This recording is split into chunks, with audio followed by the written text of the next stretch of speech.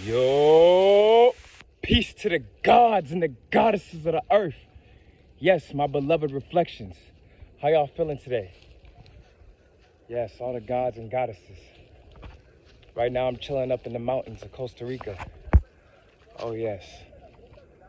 And the view is amazing. And I feel charged up, you know? But yeah, I want to tell y'all about some of the experience I've had. Well, one experience and a lesson I learned from it right now. But like, it's about patience, you know? Patience and taking your time when dealing with your reflections. Yes. Because we are all uniquely built and different, intricately, uniquely created, right? So it takes time and patience for us to understand one another, right? And some people won't ever completely understand you because people fear what they don't understand, and that's understandable. You feel me? So with this experience that I had, so I was just walking, you know, I'm trying to get some new shorts, and I go to the little shop, one of the little tourist shops, and I'm just looking at the shorts, trying to see which kind of shit I want to put on, you know, what kind of style I want. And I'm asking the guy, oh, do you guys have any medium sizes in this or a small size? There's only one guy in there. And he's like, oh no, we don't have that. We don't have any small sizes. We have only medium and extra large. I'm like, okay, cool. And then I'm looking at it. I try a pair of shorts on. Cool, I do all that. And then I come back out of the dressing room. And then I grab another pair of shorts that's from like a different aisle, a different area. And I'm about to ask him like, oh, when are you guys gonna have like more shorts shipped in at this size, you know, this certain size? And as I'm asking him, I was like, oh, you guys have this in small? And then you guys shipping some? And he's like, hey man, I already told you. He has his hands up. He's like, I already told you. I don't have any smalls in that. I don't have that size. I'm like, yo. Instantly, my mind is thinking, should I really tell this nigga about himself? Or should I chill out? I'm like, is it really worth my energy? No, it's not. So I just tell him, hey man, you know what? You have a good day, bro. I'm good. And then I just walk out, completely unbothered, you know? I just let it go. I let it go. I released it. Because me, I'm a fire sign. I'm a Leo, right? I got a lot of fire in me. And my rising is also Sagittarius. Even more fire. Oh, what the hell? I got exotic bugs landing on me that I never seen before. Hey, but look. I'm like, okay. This guy, he doesn't really understand. He's probably going through something himself internally. That's why I disassociate myself from that. I don't have to give my energy to that. It's literally pointless. You see? And for me, being a Leo sun and Sagittarius rising, you know, and I have a Virgo moon, but I have a lot of fire in my chart, it makes me impulsive sometimes. Makes me want to react with fire. As soon as he said that, I wanted to be like, oh, for real? Like, why are you tripping right now? Why are you upset? And then speak passionately, you know, to get my point across. But I realized it's not worth it. I don't have to give my energy like that. I don't. It's not that serious. And what helped me with that, what helped me with my impulsive reactions at times that I have, is deep meditation, not just regular meditation. You feel me? Like out here in Costa Rica, there's lots of communities where they have yoga sessions and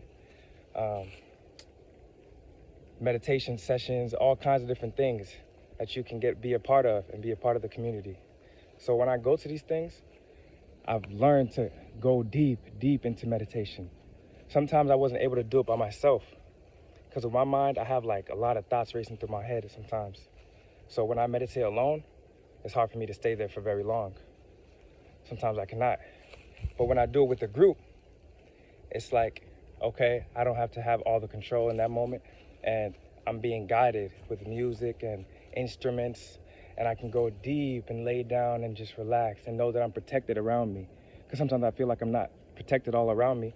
So then I wake up, usually when I'm meditating by myself, or I open my eyes, because I'm like, oh, I get anxious a little bit, you know? But when I do it with the group, I don't get very anxious. You see what I'm saying? So it allowed me to go very deep and breathe deeply within myself and my being and become one with myself and actually trust myself, trust my surroundings, you see? And become less impulsive. So these deep meditation sessions, okay, in the sun, right? It allowed me to become more in tune with the earth and become more patient and more poised with my energy, okay? And more calm. Because I have a lot of fire, and I also allow myself to ground in the earth. I have to walk barefoot a lot because that allows me to ground, okay?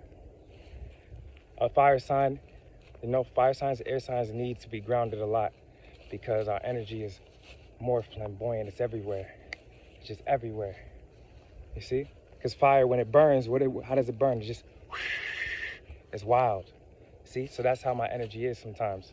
So I have to ground in the earth, and I have to meditate a lot. And also smoking weed every now and then, it helps me.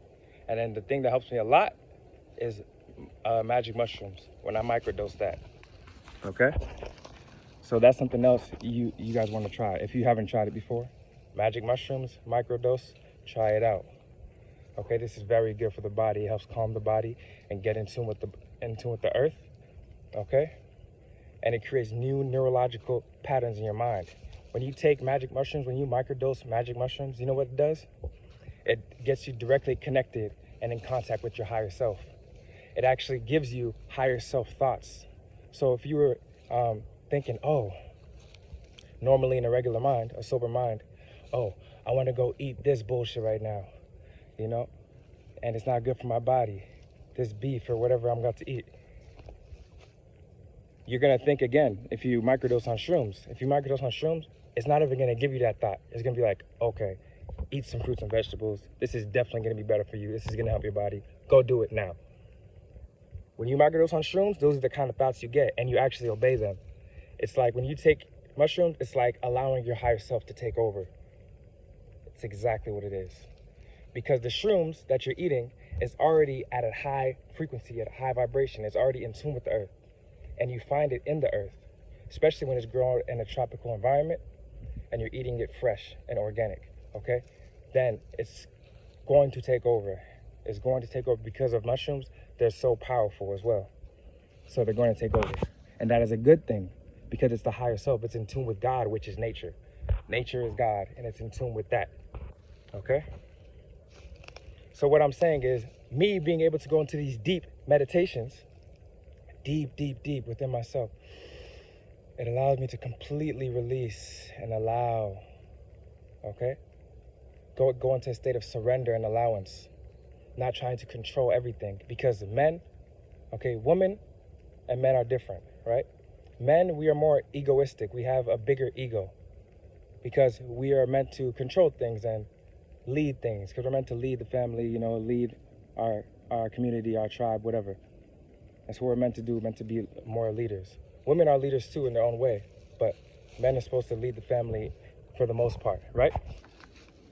And when I say this, we naturally want to have control of things and control our environment. We want to be the government of our environment and govern the mental of our environment, okay?